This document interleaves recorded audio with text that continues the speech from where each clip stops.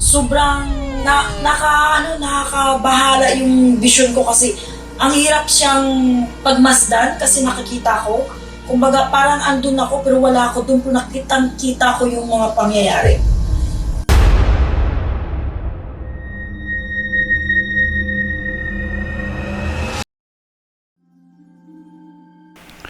Hello po mga Kapi-TV, sa video na ito ay tatalakayin natin ang pagkahati ng isang probinsya sa dalawa sa sobrang lakas ng lindol ay sa mga visions ni Madam Rudy Baldwin. Pero kung ikaw ay hindi pa nakasubscribe sa aking channel, baka naman.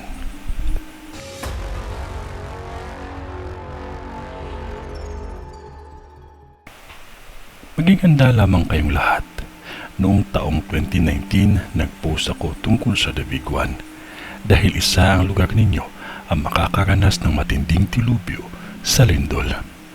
May mga lindol na mahihina, tama lang ang lakas, pero may malakas na pagyanig din.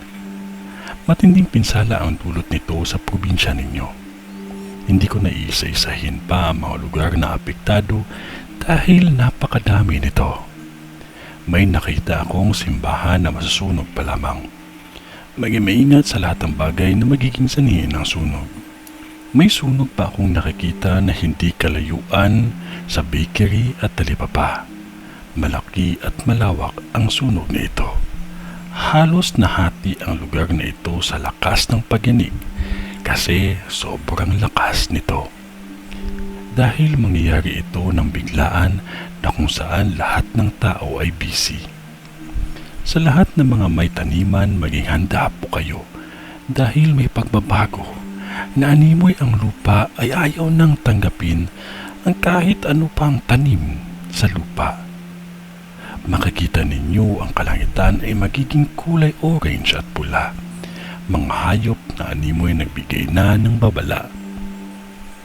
Isang pagawaan ay nakikita ko na magliliyab ng apoy at halos sunod-sunod ang aksidente na mangyayari pa lamang sa lugar ninyo.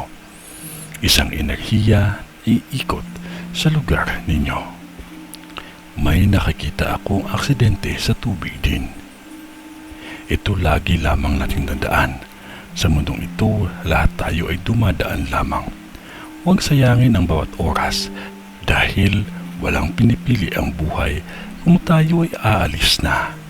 Tao lamang ako, kung ano man ang ipinakita sa akin ay hanggang doon lang din ang aking masasabi.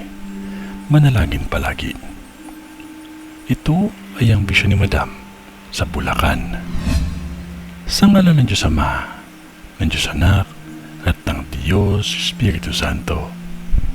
Amen.